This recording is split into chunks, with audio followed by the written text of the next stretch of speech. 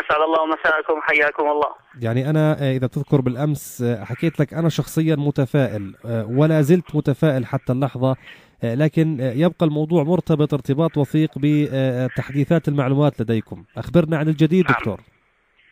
يعني إلى ماذا أنت متفائل؟ أنا متفائل. هذا هو السؤال. أنا متفائل. يعني إذا كنت متفائل من أجل الهطول، فأعتقد أن الهطول والله أعلم أنه متوفر بقوة خلال هذا المنخفض، وبالتالي أنا وياك متفقين. من حيث البرودة فأيضا البرودة موجودة، وهذا ربما ما يريبنا شيئا ما بمشيئة الله تعالى، اعتبارا من صباح يوم الأربعاء، يعني من بعد يعني ربما يوم الأربعاء، ما بدي أحكي صباح يوم الأربعاء، مش أحكي المواعيد 100%، ولكن مع يوم الأربعاء بمشيئة الله تعالى سنتأثر بمنخفض جوي ضعيف. يوم الأربعاء منخفض جوي ضعيف سيؤثر على فلسطين، سيحمل معه الأمطار المتفرقة بمشيئة الله تعالى، وأجواء باردة يوم الأربعاء. هلا مع مساء يوم الأربعاء وصباح يوم الخميس من المتوقع طبعا مع ربما خلال 12 ساعة من الآن تبدأ رياح قطبية شديدة البرودة تعبر من غرب روسيا أو من وسط روسيا، من غرب سيبيريا نحو جبال الأورال، ومن ثم نحو جنوب شرق أوكرانيا، ثم إلى شرق البحر الأبيض، شرق البحر الأسود، من ثم تتجه نحو وسط تركيا، ثم إلى الساحل الشمالي إلى ساحل أنطاليا، ومن ثم نحو شرق البحر الأبيض المتوسط بالضبط إلى جزيرة قبرص. هذا المسار يحمل معه برودة شديدة حقيقة، وهو حقيقة مسار غير مألوف نادر. احنا عادة هيك مسارات من المنخفضات ما بنعرفها، احنا منخفضاتنا الجوية العميقة والقطبية عندما تأتي مباشرة من منطقة غرب اسكندنافيا ثم إلى غرب أوكرانيا، ثم إلى البحر الأسود، ثم تأتي إلى جنوب غرب تركيا حتى تصل إلى جزيرة قبرص، ومن ثم يبدأ تأثيرها الفعلي. فهذا المنخفض الذي سوف يأتي بعد يومين تقريبا هو منخفض استثنائي من حيث المسار، أيضا هو يعني ربما يكون مألوف من حيث الهطول. وجدنا يعني كالعام الماضي، يعني يبدو أن هذا المنخفض يشبه إلى حد كبير منخفض العام الماضي اللي هو يبدو أنه محمل بالكثير من الأمطار، يبدو أنه محمل أيضا بالكثير من الثلوج على المرتفعات. نتوقع بمشيئة الله تعالى مع يوم الخميس أن تبدأ هذه الرياح القطبية بالصدور شيئا فشيئا إلى فلسطين.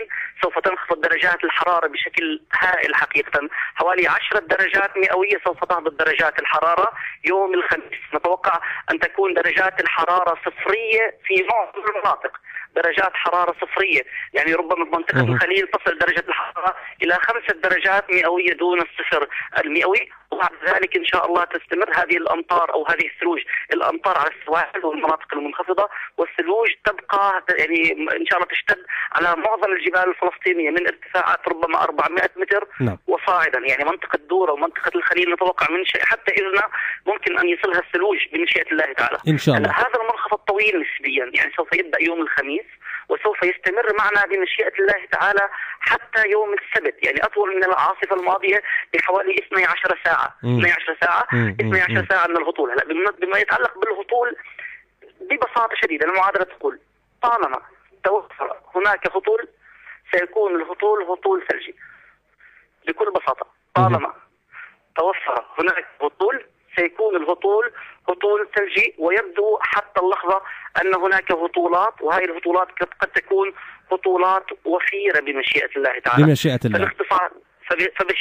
فببساطة شديدة وبمشيئة الله رب العالمين نحن مقدمين على نهاية أسبوع بيضاء، والله تعالى أعلى نعم. وأعلم. طيب دكتور، فيما يتعلق بتسمية العاصفة حتى اللحظة سميناها ولا لسه؟ احنا يعني عندنا توجه سميناها الدامون. احنا عندنا توجه نسميها السنابل، شو رأيك؟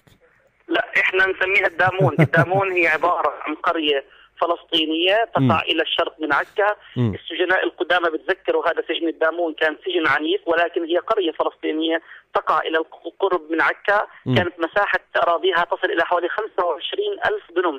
25,000 دنم تم إبادتها عن ذكرى أبيها، وهجر جميع سكانها إلى لبنان وسوريا وأجزاء من شمال الضفة الغربية.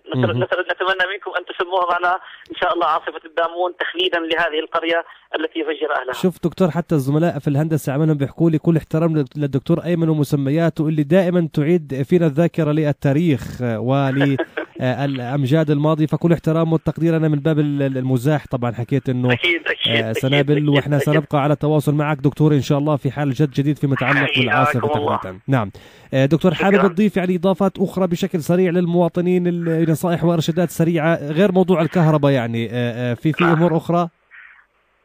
أنا بنصحهم إنهم يعني خاصة أولئك الذين يعيشون بمناطق منعزلة، الذين يعيشون بمناطق منعزلة أن يحتاطوا جيدا بس. نعم. إضافة لموضوع الكهرباء والطوارئ، يجب أن تعمل عمل كبير خلال الأيام القادمة بمشيئة الله تعالى. نعم، شكرا جزيلا لحضرتك الدكتور أيمن المصري مدير موقع طقس فلسطين، كنت معنا عبر الخط الهاتفي. أشكرك على كل هذه التفاصيل، وأتمنى لك إن شاء الله ليلة سعيدة موفقة إن شاء الله. متواصلون وإياكم متابعينا الكرام، وبرنامج آخر النهار 5 دقائق. يا رجل يعني إلا تعيشنا الجو فيش مجال.